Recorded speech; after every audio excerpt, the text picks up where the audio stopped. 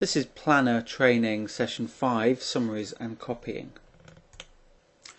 Okay, so for this session we've moved up to a plan that's been used for a little while. It's a much more complete example, and one of the things we can see clearly about it is the grouping of the tasks.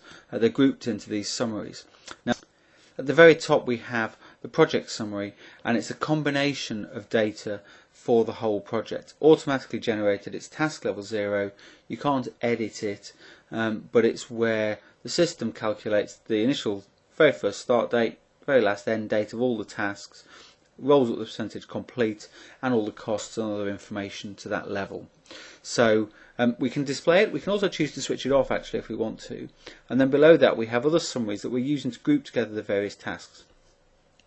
Once we have tasks grouped together in summaries, and we'll look at how to add a new summary in a minute, it makes them much easier to work with, to total up data and to copy data around within the plan, and to focus in on particular areas. So this plan is already 38 tasks, 39 tasks, but it's a bit long for the form already. So once we've got to a point where this part of the plan is essentially complete, we could simply right click on that summary and we could collapse it.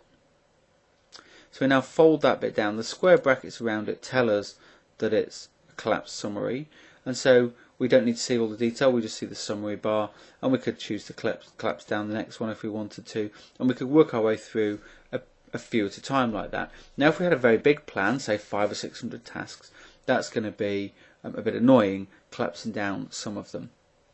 So what we can do is on the ribbon here, we can use the expand collapse tasks area, and we can do the thing we're interested in. So this is the one I'm interested in here, this particular grouping. So I'm going to use collapse all others, and it's going to close down everything else and leave that part open for me. And that's really useful on a large plan to be able to see the context of what's going on around it, but not to have yourself washed out with all those other tasks. You can just focus in on the ones you want. And I can of course here now expand all summary tasks, and of course I can go through them one at a time, expanding and collapsing if I need to. So really useful to be able to do that.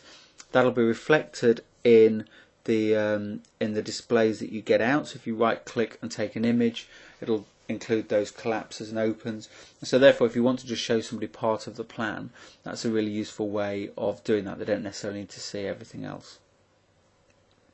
So that's collapsing and expanding summaries. Let's go in and have a little look at a summary. So if we come and have a look at this one here, we can see that actually once we're in a summary task, we can't control any of the duration. It's all greyed out for us, as is the percentage complete, and that's calculated based on the percentage complete of the tasks within it. Same thing when we come and look in resources. We can have a fixed cost for our summary, so we can give this a fixed cost here, but we can see that the cumulative figure, which was earlier greyed out, is now showing, because here it's important, the cumulative figure. So what we're seeing is the cumulative roll up of the figures underneath this summary plus the content from the summary itself, which in this case is going to contribute some fixed cost. So we can see that now we've got something from this task plus the things from the tasks underneath to give us the total cost. So that's how my summary looks. Let's go and add a new summary.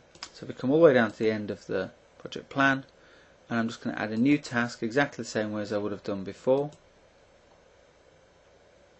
but I'm going to make this task a summary. We'll see as soon as we do that all these bits here grey out. So we've got our summary task here. It's empty. I've created it automatically, and therefore it's been put within the summary above. So if we just click to open it, we'll see that it automatically assumes new tasks are within the summary above. If you want to move them back up a level, so this is at outline level 3, it's down within these earlier tasks, we can choose which summary we're going to put it in. We could put it back to none, like that, which is therefore at the top level. And now I can start adding some more tasks, and these will automatically be inserted into that summary. So we've got our task here. We might make this one start before one of these earlier tasks, and we might include ourselves another task below that, which is going to start after the preceding one. So we've got single predecessor starting after our prior task, and this one's going to run for a period of time, 10 days. And then we're going to add another one which is going to run after, again, the preceding one with a bit of a lag in it for a period of 100 days. And in fact, if we start to put some percentage completes on these, we'll start to see them having a bearing on the summary, and as we've seen already, the resource costs, etc., will also do the same thing. So here's my summary that we've just added, and it's a combination of the tasks below it, its percentage complete being driven by the tasks there, and its duration, etc. as well. So really nice and easy to set them up, especially if you set them up as you go. I mean, you can set them up and start moving other tasks into them, but as you move tasks around, that's quite an interesting, you get some quite interesting experiences. So here we have this up and down button, and I can move my tasks up and down in the plan. We can see their dependencies, arrows moving around with them. I can also do this exactly the same thing with my summary. So if I grab the whole summary and move it up, we can see it dropping into the summary above, and then coming out of it and moving up into the next one. So we can jump these things around just like that. And exactly the same way we can copy tasks and summaries as well. So if I want to copy this particular task here, simply copy,